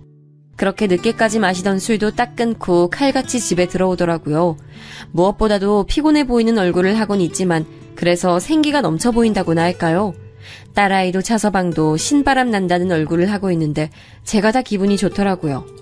일이 풀려가고 있나 보다 그냥 막연하게 그렇게만 생각하고 저도 자세히 묻진 않았어요. 사업이 궤도에 오르기 시작한 지 1년도 채 되지 않아서 딸아이는 분가를 냈어요. 가구점에서 멀지 않은 곳이었죠. 저는 언젠간 분가를 할 줄은 알았지만 막상 그날이 다가오니 시원섭섭하더라고요. 사람의 든 자리는 몰라도 난 자리는 안다고 한동안 적적한 것이 외롭다는 생각이 들기도 했죠. 그래도 분가를 할 정도로 자리를 잡았다고 생각하니 뿌듯한 마음이 들기도 했습니다. 예전처럼 딸아이를 자주 볼 순 없었지만 그래도 앞으로 잘 해낼 것이라고 믿었기에 서운한 감정이 들더라도 꽁꽁 숨겼죠. 행복한 순간은 그리 길지 않았습니다. 반찬 가게로 온 딸아이의 얼굴이 많이 무거워 보였죠. 저는 둘이 크게 싸웠나 싶어서 걱정이 됐어요. 무슨 일이 있었냐고 물었지만 좀처럼 딸아이가 입을 열지 않았죠. 싸웠냐고 묻는 물음에 아니라고 대답은 하면서도 영 표정이 좋지 않았죠. 제가 계속 물어보자 딸아이는 결국에 망설이며 입을 열었습니다. 엄마, 나는 그이랑 나 닮은 애를 갖고 싶은데 그이는 아닌가 봐. 연애할 때 자기는 아이들 좋아하지 않는다고 말해서 알고는 있었는데 그래도 결혼했으니까 조금은 달라졌는가 싶었는데 여전하네. 우리 사이에 아이는 낳지 말자고. 그래서 넌 뭐라고 대답했는데? 그렇게 하자고 했어? 아니요, 나는 갖고 싶다고 말했지. 그런데 정색까지 하면서 절대로 애는 낳지 않을 거라고. 자기는 아이들이 너무 싫대. 귀찮고 자신 없다고. 그러니까 아이에 대해선 2번 다시 이야기하지 말라고 하더라고. 딸아이가 얼마나 아이들을 좋아하는지 잘 알고 있던 저로선 한숨만 나올 뿐이었죠. 저는 왜 그런 중요한 문제를 결혼 전부터 이야기하지 않았느냐고 다그쳤지만 딸아이는 결혼하고 나면 자기 자식인데 생각이 바뀔 줄 알았다고 하더군요. 엄마가 차서방 만나서 얘기 좀 해볼까? 딸아이는 벌쩍 뛰면서 그건 절대 안 된다고 했어요. 부부 사이 일에 제가 나서는 건 아닌 것 같다고 말이죠. 그 말이 틀린 건 아니라 저도 차서방에게 따로 이야기를 하진 않겠다고 했어요. 저는 딸아이에게 혹시나 차서방이 그런 생각을 하게 된 계기가 있는지 천천히 알아보고 둘이서 충분히 이야기를 나눠보라고 했죠. 평소 아이들이 좋아하는 반찬을 챙겨 보내면서 이런 경우엔 어떻게 하는 게 정답일까 고민이 됐어요. 딸아이는 나서지 말아달라고 했지만 그래도 그냥 이대로 두기에도 좀 아닌 것 같다는 생각이 들었죠. 그리고 얼마 후 저녁 식사를 함께하는 자리였어요. 차서방이 멋지게 스테이크를 구워주겠다고 시장을 봐서 왔더라고요. 고기가 맛있는 부위이기도 했지만 정말 놀랄 정도로 완벽하게 구운 덕분에 식사 시간은 웃음이 가득했죠. 와인도 한 모금 하고 나서 저는 망설이던 얘기를 꺼냈어요. 둘이 결혼한 지 꽤 시간이 흘렀는데 아이 소식은 없냐고요. 딸아이가 난색을 표하면서 그런 얘기를 왜 하냐고 저를 타박했지만 저는 담담하게 차서방을 바라봤죠. 저희는 아이를 가질 계획이 없어요, 어머님. 그냥 저랑 와이프랑 둘이서 재밌게 사는 게 꿈이에요. 그래도 둘 닮은 딸이든 아들이든 있는 쪽이 좋지 않어? 난 손주가 있었으면 좋겠다 싶은데 둘 닮으면 또 얼마나 예쁠까 싶기도 하고. 차서방은 잠시 뜸을 들이나 싶더니 단호하게 답했어요. 그 문제에 대해선 더 이상 드릴 말씀 없습니다. 어머니께서 좋은 마음으로 하신 말씀인 줄은 알지만 저희는 정말 아이를 원하지 않아서요. 이 부분에 대해선 충분히 얘기를 나눴습니다. 딸아이의 시무룩한 얼굴에도 차서방은 절대 아이는 없다고 다시금 못을 박았습니다. 저는 알겠다고 대답은 했지만 답답한 마음이 드는 건 어쩔 수 없었죠. 나중에 알았지만 그렇게 제가 손주 얘기를 꺼내고 나서 두 사람은 집에 가서 크게 싸웠다고 하더라고요.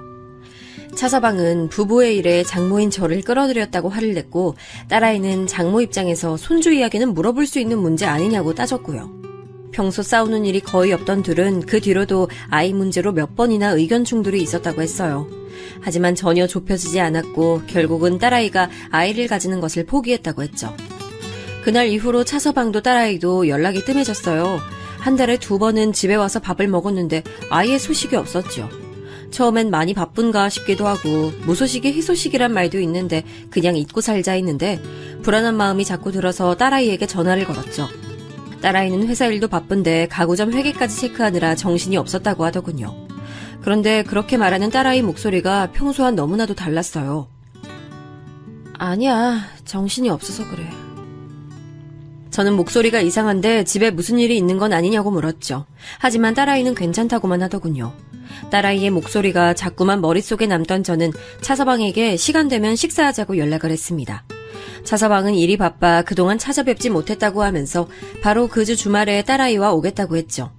거의 2달 만에 만난 딸아이 내외는 뭔지 모른 어색함이 감돌고 있었습니다. 착각인진 모르지만 차서방은 달라진 것이 없어 보였고 딸아이가 불편한 기색이 역력했죠. 차서방은 장모님 음식은 언제 먹어도 맛있다며 정말 맛있게 밥을 먹더라고요. 그런데 그때 갑자기 벨소리가 들리더니 차서방이 잠깐 전화를 받고 오겠다고 말하며 나갔어요. 저는 딸아이에게 왜 이렇게 밥을 못 먹냐고 물었지만 딸아이는 맛있게 먹고 있다고만 답했죠. 하지만 제 눈엔 젓가락질이 느려진 건 물론 밥을 먹는 둥 마는 둥 하는 게 너무 보이더라고요. 곧 자리로 돌아온 차서방은 급히 공방에 가야 할 일이 생겼다고 하면서 딸아이에게 오늘 늦을 것 같으니 저와 함께 자고 오라고 하더군요. 차서방이 나가고 나서 딸아이는 자기도 다 먹었다고 하면서 자리에서 일어났죠. 급하게 식탁을 정리하고 저는 오랜만에 딸아이와 나란히 소파에 앉았습니다. 요즘 그이 외박이 잦아서 지방에 일이 있어서 간다고 하는데 그래도 너무 자주 집을 비우니까 좀 그렇네. 불안하기도 하고. 거기다 요즘은 말도 잘 안 하려고 하고 내 전화 안 받는 일도 많고 뭐가 그렇게 바쁜지 계속 이러네. 아빠도 이랬나? 우리 아빠는 안 그랬지. 사업이 잘 되면 신바람 나서 더 일에 몰두하는 사람이 있잖아. 차서방도 그런가 보지.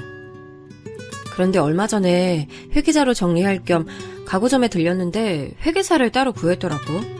앞으로 이런 일은 다 회계사가 하기로 했으니까 나더러 가구점에 나올 필요 없다는 거야.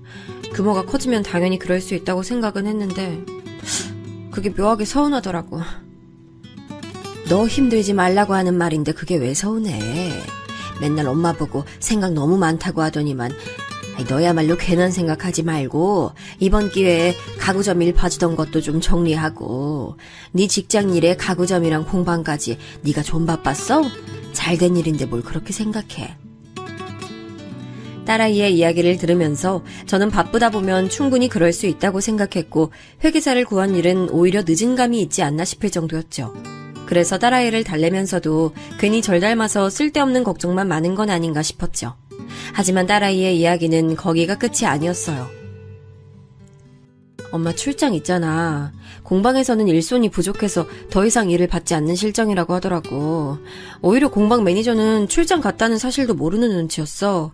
아주버님도 말을 돌리는 게 좀 이상하고. 출장 이야기만 물어보면 자긴 잘 모른다고 그이가 알아서 잘해주고 있어서 걱정 없다고 하는데 요즘 지방까지 일이 들어와서 고생이 많겠다고 하니까 대답을 못하는 거야. 이어지는 딸아이의 말에 저도 무언가 이상하다는 느낌을 받았어요. 차 안에 자질구레한 것들이 많아서 치워주려고 했는데 모르는 카드 회사에서 날라온 고지서도 있고 이름만 들어본 브랜드 종이 가방도 몇 개나 있더라고. 그래서 이게 다 뭐냐고 물었더니 왜 마음대로 차 안을 뒤지냐고 화를 내잖아. 난 그냥 청소를 하려고 했을 뿐이라고 했는데 누가 그런 거 부탁했냐면서 자기 허락 없이는 자기 차에 손도 대지 말라고 엄포를 놓더라고. 그러더니 갑자기 집에 서재 열쇠 바꾸고는 절대 들어가지 말라고 하고. 딸아이 이야기가 계속될수록 의심은 점점 확신이 되어가고 있었어요. 카드 고지서나 종이 가방 같은 거야 충분히 그럴 수 있다고 생각은 했지만 이런 일을 화를 내고 심지어는 집에 열쇠를 따로 해두는 공간도 있다는 게 전혀 이해가 되지 않았죠. 뭐 자신만의 공간을 갖고 싶은 마음이야 저도 충분히 공감은 합니다. 실제 주변에서 여유만 된다면 딱 자신만을 위한 공간을 만들고 싶다는 이야기를 하는 사람들이야 많았으니까요. 저는 딸아이에게 남자들은 자기들만의 아지트를 필요로 하는 경우가 많다고 다독였지만 제 마음은 이미 의구심으로 가득했죠. 딸아이가 가고 나서도 저는 줄곧 불안감에 잠자리를 설쳤어요. 마치 딸아이가 처음 차서방에 관한 이야기를 했을 때 그런 같은 기분이 들었지요. 그리고 이 불안감은 결국 현실이 되어 눈앞에 나타났죠. 딸아이 회사 주변에서 원데이 쿠킹 클래스 진행에 있어서 갔다가 점심이나 같이 할까 싶어 카톡을 남겼어요. 읽긴 읽더니만 아무리 기다려도 답이 없었죠. 많이 바쁜가 하고 지나가려는데 딸아이가 근처 카페에서 누군가 이야기하는 모습이 보이더라고요. 친구랑 약속이 있었는가 보다 하고 그냥 지나가려는데 맞은편에 있던 여자가 벌떡 일어나더니 딸아이의 머리에 그대로 커피를 쏟더군요. 눈에 불이 번쩍했어요. 지금 저게 무슨 일인가 했죠. 저는 카페로 뛰어들어갔어요. 그리고는 딸아이를 살벌하게 노려보며 이야기하는 여자의 손목을 휘어잡았죠. 당신 뭐야? 내 딸한테 뭐하는 짓이야? 우리 애가 뭘 그렇게 잘못했다고 커피를 부어? 당신 누구야? 여자는 아프다고 소리를 지르면서 지금 누가 누구한테 화를 내고 있냐며 당장 손 치우라고 언성을 높였죠. 저는 여자를 잡은 손에 더 힘을 주려 했지만 딸아이가 말리더라고요. 저는 제게 매달리는 딸아이를 밀치고는 그 여자에게 이유를 말하라며 한 걸음 다가갔어요. 하지만 곧 손목을 잡고 있는 손에 힘을 풀어야만 했죠. 임신을 했더라고요. 배를 보니 7, 8개월은 되어 보였어요. 임산부에게 막대할 수는 없겠다 싶어서 한 발 물러서기로 했죠. 그 여자는 제가 쥐고 있던 손목이 아팠는지 이리저리 손목을 돌려보고는 저를 노려보며 고소하겠다고 이대로 절대 못 넘어가니까 각오하라고 했죠. 저는 화가 머리끝까지 차올랐어요. 딸아이는 제 앞을 막아서면서 그 여자에게 가라고 하더군요. 저는 가긴 어딜 가냐고 했지만 딸아이가 제 팔을 붙들고 놔주질 않았어요. 그 힘이 어찌나 강한지 제가 다 놀랄 정도였죠. 그 여자가 카페를 빠져나가고 나서 딸아이는 어디론가 전화를 걸고는 제게 집으로 가자고 하더군요. 가서 다 이야기를 하겠다고 말이죠. 집까지 어떻게 왔는지는 전혀 기억이 나질 않았어요. 무작정 달렸죠. 도대체 왜 딸아이가 그런 수모를 겪으면서도 한마디 반격을 하지 못했는지 너무 궁금했거든요. 집에 도착한 저는 우선 딸아이에게 씻고 나와서 이야기를 하자고 했어요. 그동안 저는 흥분된 마음을 가라앉히기 위해 노력했습니다. 세상을 다 잃은 사람처럼 무표정한 딸아이의 얼굴이 자꾸만 머릿속을 맴돌았지만 저는 심호흡하면서 평정심을 가지기 위해 노력했죠. 곧 나온 딸아이는 뜨거운 유자차를 손에 쥐고 가만히 고개만 숙이고 있었어요. 저는 자꾸만 조바심이 나려는 것을 참아내며 기다렸죠. 엄마, 아까 그 여자 임신한 거 봤어? 배 많이 불렀지. 6개월이래. 쌍둥이라서 배가 좀 많이 불렀다고 하더라고. 저는 그 여자의 임신이 도대체 무슨 상관이 있느냐고 물었어요. 그 와중에 머릿속에서는 설마 아닌 나쁜 생각이 고개를 들고 있었죠. 저는 긴장되는 마음으로 딸아이를 바라봤습니다.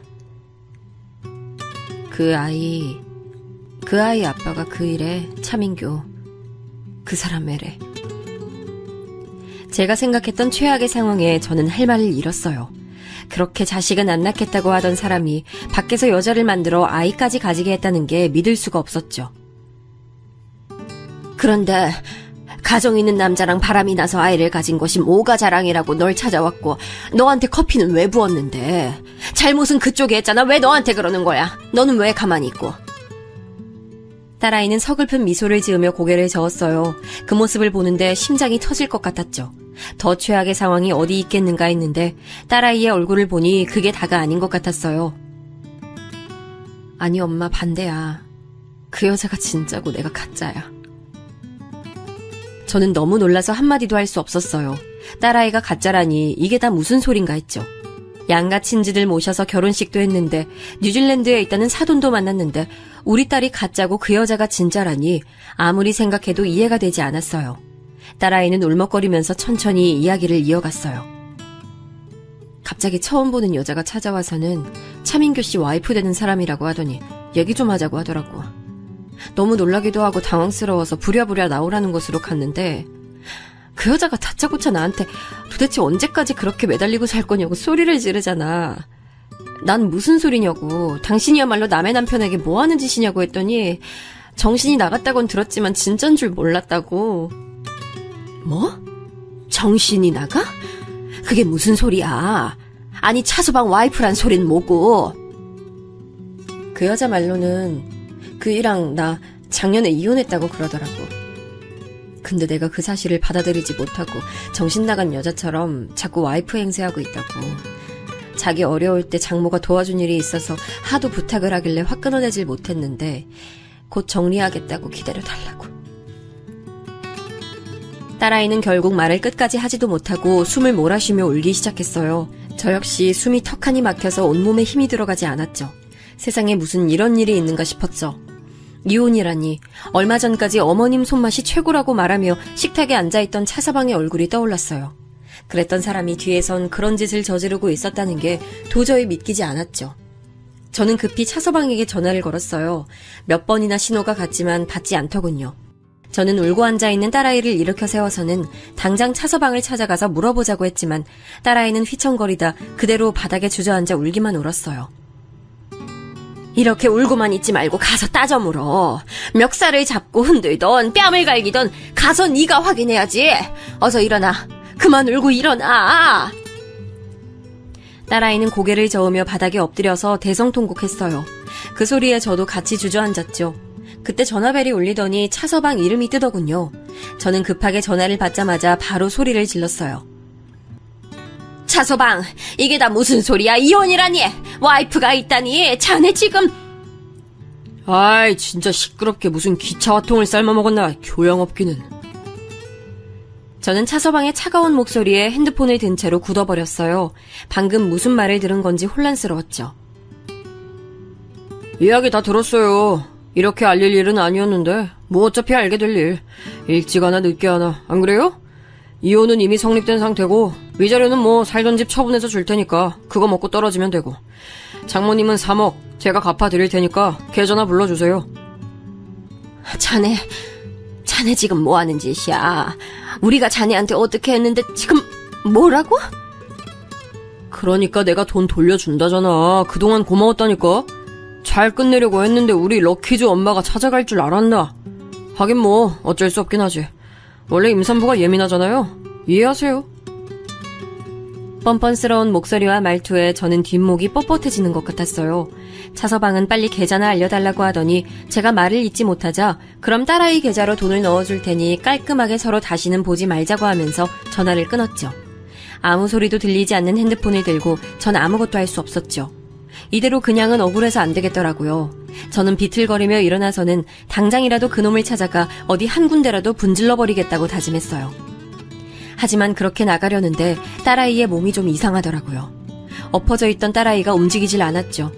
너무 놀란 저는 딸아이를 흔들며 이름을 불렀지만 온몸에 힘이 하나도 없는지 그대로 축 늘어졌어요. 저는 서둘러 119를 불러 병원으로 향했습니다.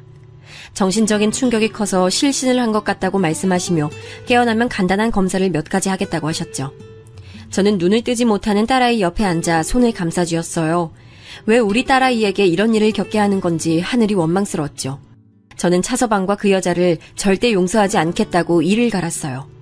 마음 같아선 당장이라도 찾아가고 싶었지만 딸아이가 눈을 떴을 때를 생각해서 차분하게 기다리고 있었죠. 링거가 끝나가는데도 딸아이는 눈을 뜨지 않았어요. 병원에서는 병실로 자리를 옮겨 좀 더 지켜봐야겠다고 했죠. 1인실이 있기에 그쪽으로 부탁을 드렸어요. 병실로 올라가서도 좀처럼 달라진 건 없었죠. 늦은 밤이 되어서야 딸아이는 눈을 떴어요. 멍하게 저를 바라보는 딸아이에게 차마 괜찮냐고 물어볼 수 없었죠. 정말이지 텅 빈 사람처럼 저를 보는데 그 눈을 본 순간 눈물이 쏟아질 것 같았죠. 저는 아직 한밤중이라고 말하며 다시 자라고 했습니다. 딸아이는 아무런 말도 없이 그대로 눈을 감았어요. 아침이 되자 의사 선생님께서는 확인을 몇 가지 하시더니 기본적 검사를 받자고 하셨어요. 다행히 결과는 깨끗했죠. 다만 아이가 말을 하지 않아서 그 부분이 걱정스럽다고 하시더라고요. 순간 실어증이 온 것인가 했지만 의사 선생님께서는 본인이 말하고 싶은 마음이 없어서 의도적으로 입을 다물고 있는 것일 수도 있다고 하면서 추후 상황을 지켜보자고 했죠. 딸아이가 병원에 있는 사이 차서방은 제게 말했던 대로 살고 있던 집을 정리하고는 딸아이의 통장으로 제가 줬던 3억과 함께 위자료라고 하면서 돈을 넣었더군요. 딸이 폰에서 그걸 확인하는데 눈이 돌겠더라고요. 도저히 이렇게는 못 참겠다 싶어서 딸아이가 자는 틈을 타서 가구점으로 달려갔습니다. 손님들이 꽤 있더군요. 저는 가구점에 들어가자마자 고래고래 소리를 지르며 차서방을 찾았어요. 당장 나오라고 말이죠. 부랴부랴 달려나온 차서방은 발버둥 치는 저를 끌고는 사무실로 들어가더군요. 진짜 남의 영업장에 와서 이게 뭐하는 짓이에요? 위자료 줬고 3억 갚았잖아요. 근데 뭘 더 하라고? 뭐? 네가 인간이야? 어떻게 네가 우리한테 이래? 도대체 딸애가 뭘 너한테 얼마나 잘못을 했다고 이래? 입이 있으면 말해봐. 너 위임장 위조한 거 경찰에 신고라도 해야 정신을 차리겠어? 경찰? 불러. 누가 위임장이 가짜래? 그리고 나한테 잘못한 거 없어. 더 안 해줘서 문제지. 그깟 3억 누구 코에 묻히라고 겨우 그거 좀 도와준 걸로 생색은 구질구질하게 하지 말고 그냥 좀 떨어져요. 징그럽게. 저는 당장이라도 차서방의 입을 잡아 뜯어놓고 싶었어요. 하지만 제 힘으로 어디 그게 되나요? 저는 결국 가구점 경비에 손에 끌려 나왔습니다. 더 해주지 않아서 이혼이라고 말하는 차서방의 목소리가 자꾸만 머릿속에 울렸습니다. 저런 인간인 줄도 모르고 좋아한 딸아이가 불쌍하고 마음 아팠죠. 병실로 돌아온 저는 또 한 번 놀랄 수밖에 없었습니다. 딸아이가 감쪽같이 사라졌더라고요. 저는 도대체 어디로 간 건가 싶어 병원을 이잡듯이 뒤졌지만 그 어디에도 찾을 수 없었습니다. 혹시나 하는 마음에 집으로 달려갔어요. 병원이 싫어서 집으로 갔을 수도 있겠다 싶어서요. 집에 도착하니 현관에 딸아이 신발이 보이더군요. 저는 안도의 한숨을 내쉬곤 방으로 들어갔습니다. 침대에 딸아이가 누워있었어요. 저는 왜 집에 왔는지 물어볼 생각으로 딸아이의 몸에 손을 가져갔다가 소스라치게 놀라고 말았죠. 딸아이가 숨을 쉬지 않더라고요. 침대 위엔 약병이 널려 있었고요. 저는 바로 119를 불러 병원으로 달려갔습니다. 아무것도 생각할 수 없었어요. 온몸이 떨려오고 이대로 딸아이가 가버리면 어쩌나 그 생각만으로도 머리가 터질 지경이었죠. 제발 우리 딸아이 좀 살려주세요, 제발. 종교도 없던 저는 누구든 좋으니 제발 제 기도를 듣고 딸아이를 살려달라고 빌고 또 빌었습니다. 하지만 하늘은 제 기도를 들어주지 않으셨어요. 장례를 어떻게 치렀는지 사실 아무것도 기억나지 않습니다. 그냥 하염없이 울기만 했던 것 같아요. 그저 딸아이 이름만 부르면서 어디 가냐고 엄마만 남겨두고 혼자서 어딜 가냐고 부르며 울었던 기억만 남아있네요. 절차를 모두 마치고 집에 왔는데 온몸에 소름이 돋을 정도로 고요하더군요. 저는 덜덜 떨리는 손으로 딸아이 방문을 열었어요. 언제 사람이 다녀갔는지 깨끗하게 정리가 되어 있더군요. 책상 위엔 딸아이가 쓰던 노트북과 핸드폰이 가지런히 놓여 있었어요. 저는 핸드폰을 충전하고는 딸아이 폰 안에 남은 흔적들을 하나씩 확인하기 시작했죠. 사진첩에는 저와 딸아이 사진만 가득 남아 있었습니다. 웃으면서 V를 그리는 셀카를 보고 있으니 금방이라도 딸아이가 튀어나올 것 같았죠. 메모장에는 일기가 있었어요. 저는 가장 마지막 일기부터 하나씩 읽었습니다. 마지막 남은 일기에는 왜 이런 일을 겪어야 하는지 차서방에 대한 원망만큼이나 자책하는 글로 가득했어요. 자기는 못해준 일만 생각난다고 하면서 하나씩 미안하다고 말하는 글을 읽는데 피가 거꾸로 솟는 기분이 들었죠. 저는 무슨 일이 있어도 년놈들을 절대 용서하지 않겠다고 다짐했습니다. 제가 할 수 있는 일이라면 어떤 것이든 수단과 방법을 가리지 않고 그들을 말살시켜버리겠다고 말이죠. 일기를 읽어갈수록 딸아이가 힘들어하던 것이 너무 고스란히 느껴져 마음이 찢어질 것 같았습니다. 그러다 저는 이상한 글귀를 발견했어요. 유능한 회계사였던 딸아이는 가구점과 공방 사이의 숫자들이 맞지 않는 것 같아 고민이라고 적어뒀더라고요. 한두 번이 아니라 더 신경 쓰이는데 차서방이 이야기를 하면 자꾸 피하는 느낌이 든다고 말이죠. 날짜로 보니 이 글귀가 등장하고 거의 바로 전문 회계사를 들였더라고요. 저는 딸아이의 일기를 더 열심히 읽었습니다. 그러자 딸아이가 이상한 숫자들을 따로 정리했다는 것을 알게 됐지요. 노트북에 확인을 해보니 정말 폴더에 따로 정리한 것들이 있더라고요. 사실 전문적인 것들이라 뭐가 문제인지는 확인이 어려웠지만 직감적으로 이것이 문제가 된다는 것을 알 수 있었어요. 저는 딸아이 방에 있는 아무 USB를 찾아 자료를 복사하고는 집을 나섰습니다. 상복을 벗지도 않고 찾아간 곳은 공방이었어요. 사돈 총각은 저를 보자마자 화들짝 놀라며 서둘러 저를 공방 구석의 작은 사무실로 데리고 들어갔어요. 차서방이 알면 무슨 일이 생길지 모르는데 여긴 왜 오셨냐고 하더군요. 이미 제가 한바탕 가구점을 엎었던 이야기를 다 알고 있는 것 같았죠. 사돈 총각, 알고 있었죠. 차서방한테 다른 여자 있다는 거. 그러면서 우리한테 숨겼죠. 제 추궁에 사돈 총각은 고개를 푹 숙이고는 죄송하다는 말만 하더군요. 저는 그런 말을 듣고 싶은 생각이 조금도 없었어요. 저는 묻고 싶었던 사실을 바로 꺼냈어요. 혹시 차서방이 공방이랑 가구점의 돈으로 장난치고 있는 거 알고 있어요? 딸아이가 남긴 자료 보니까 숫자가 많이 안 맞는다고 돼 있던데. 알고 있었죠? 같이 모의했어요? 사돈 총각은 사색이 된 얼굴로 자신과는 무관한 일이라고 하더군요. 정말 자신은 가구를 만드는 것 그 외에는 아무런 관심이 없다고도 했죠. 저는 딸아이가 남겨놓은 일기 이야기와 함께 자세한 건 모르지만 숫자가 맞지 않는 자료를 봤다고 말했죠. 사돈 총각은 딸아이가 스스로 목숨을 끊었다는 사실에 충격을 받았는지 아무 말도 못하더군요. 저는 들고 있는 자료가 분명 폭탄이 될 것이라고 확신했어요. 그래서 딸아이와 친하게 지냈던 미연이를 찾아가 자료를 보여줬죠. 얼마 보지도 않았음에도 바로 횡령이 있었다고 확신을 하더군요. 꽤 큰 금액으로 저지르고 있다는 말과 함께 그 대상이 다 하나라고 하더군요. 이 기업이랑 무슨 억하심정이 있는진 모르지만 이 기업에서 나오는 돈만 가지고 지금 장난에 쳤어요. 금액도 그렇지만 종류도 다양하네요. 저는 이 사실을 가지고 회사를 찾아가면 어떻게 될 것 같냐고 물었어요. 미연이는 기업으로 찾아가면 아마도 장부에 장난친 사람을 그냥 두지 않을 것이라고 하더군요. 다음날 아침 일찍부터 저는 회사 건물 앞에서 기다렸어요. 9시쯤 되니까 남자가 사람들을 대동하고 나타나더군요. 저는 사람들을 밀치고 그 앞을 막아섰어요. 당연히 경비들이 저를 끌어내기 위해 몰려들었죠. 저는 꼭 봐야 할 것이 있다고 말하면서 시간을 달라고 난동을 부렸어요. 처음엔 그냥 지나치려던 남자는 제 입에서 가구점 이름이 나오자 저를 사무실로 안내하라고 하더군요. 자리에 앉기 무섭게 남자는 하고 싶은 말을 하라고 했어요. 저는 USB를 내밀면서 직접 확인하라고 했죠. 그는 두말 없이 컴퓨터 옆에 앉더니 한참을 확인하더라고요. 그러더니 어디론가 전화를 걸어 회계팀장을 불러서는 다시 확인을 했어요. 저는 침착하게 기다리고 있었죠. 팀장이란 사람이 뭐라고 이야기를 하자 불같이 화를 낸 남자는 당장 자세하게 알아오라고 하고는 팀장을 보냈어요. 이 사실 어떻게 하셨습니까? 보통 자료가 아닌데요. 우리 딸이 남겨줬어요. 차서방이, 아니, 차민교. 그 인간 가구점 관리를 했었거든요. 차서방이라. 그럼 따님이 이혼했다는 전 부인이군요. 동생에게 들었습니다. 저는 그제야 이 남자가 그날 만났던 임산부와 많이 닮았다는 것을 알았습니다.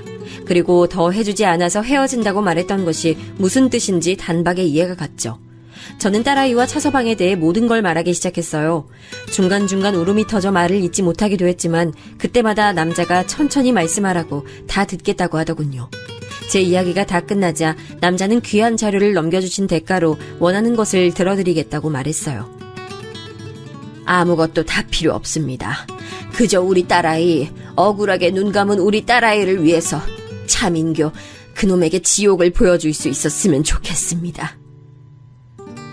남자는 모든 법적인 조치를 취할 예정이니 그 부분은 염려하지 말아달라고 하더군요.